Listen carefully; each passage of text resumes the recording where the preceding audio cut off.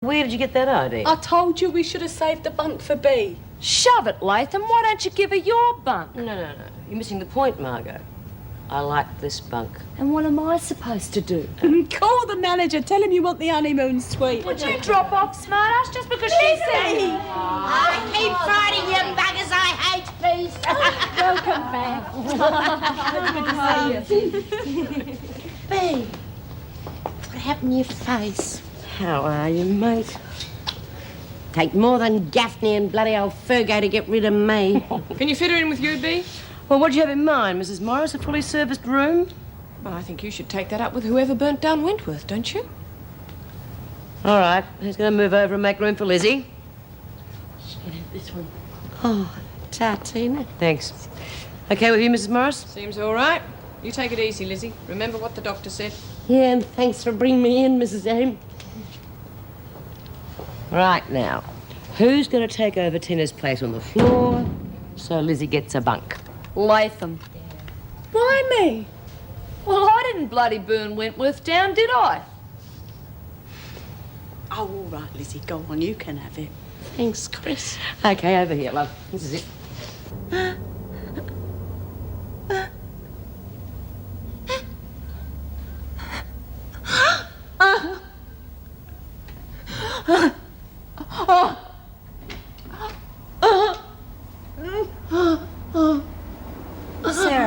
Sarah, it's a nightmare, darling. You're having a bad dream. Wake up, Sarah. Come on, God, darling. Oh, it's only a dream. It's the same thing over and over. I keep dreaming I'm in bed. And when I wake up, Alan's there beside me. I'm holding him in my arms. And it's not Alan, it's his body. He didn't have any eyes. He's been looking at me without any eyes. Sarah, now you listen to me. It's time you stop blaming yourself. That's why he's looking at me with those awful eyes. He's blaming me. Oh, God, Judy, why couldn't I have died with him? Now listen. Let's reverse the situation. Let's say that you died and Alan didn't. Would you blame him? Would you want him to go around blaming himself? Would you want him to spend the rest of his life riddled with guilt, never finding any happiness at all? Of course not. You wouldn't if you loved him, would you? Then you've got to stop blaming yourself now. Because he loved you.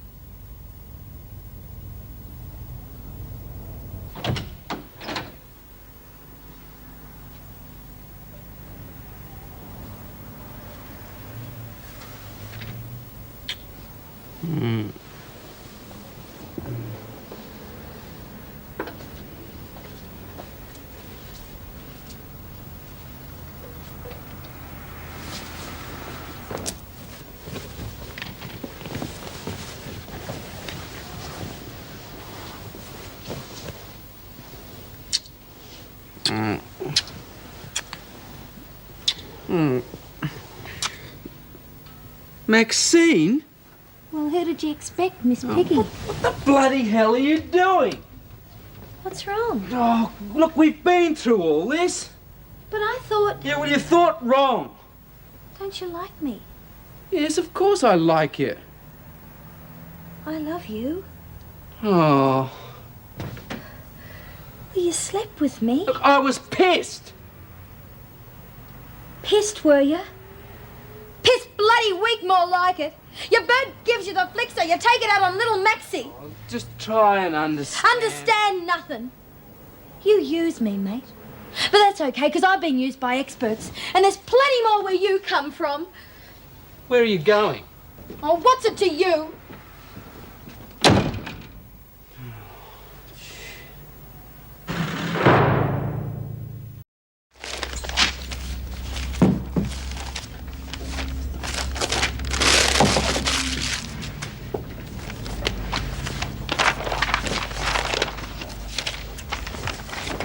You want to talk about it?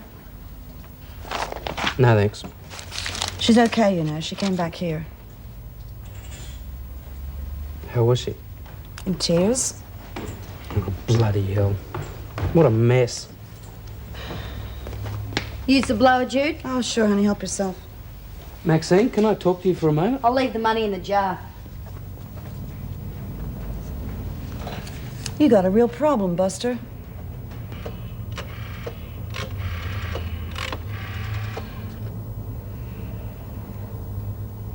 Spud? Max? Yeah, I know. Well, why don't you meet me over here? I'm still at the halfway house. Yeah. Okay. See you then.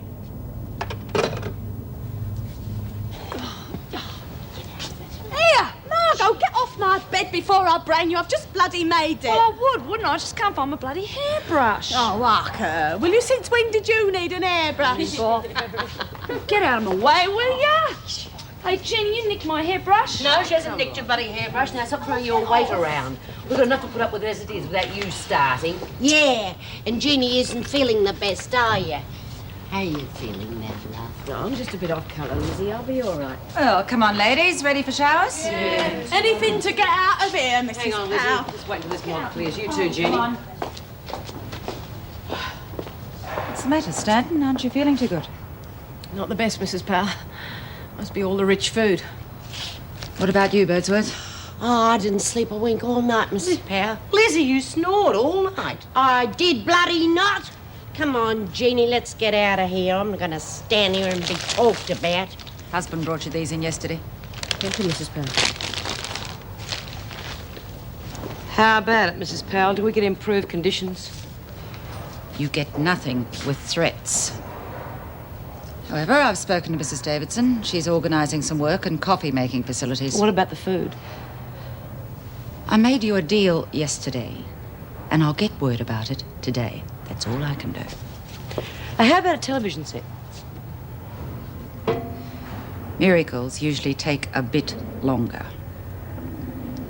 See what I can do. I'll be out as soon as I can. Thanks for calling, Mr. Carlson.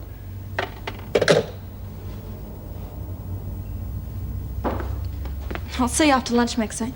Bye, Pat. That was Mr. Carlson from Woodridge.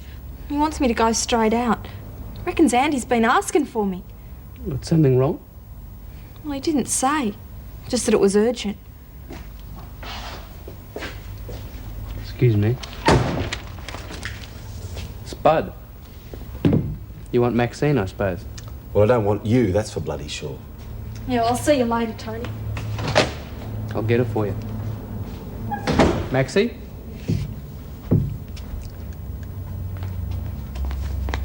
Spud! How you going, mate? Hey, why don't you come up to my room? We've got a lot of catching up to do. Max, you know that's against the rules. Oh, yeah.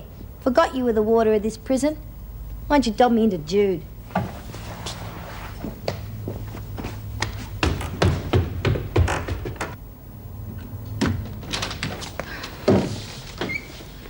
Have a fight with your poof the boyfriend, did you? What did you do that for? I know I did the wrong thing, but... well, I'm willing to make up for it. I still need someone to help me with the job. You with me or not? Yeah.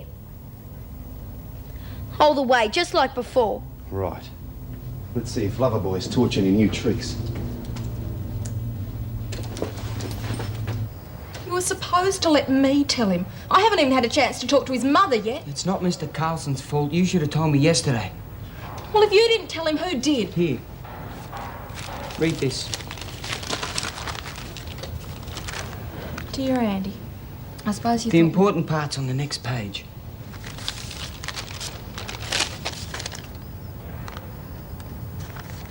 I saw your father last night for the first time since his stroke.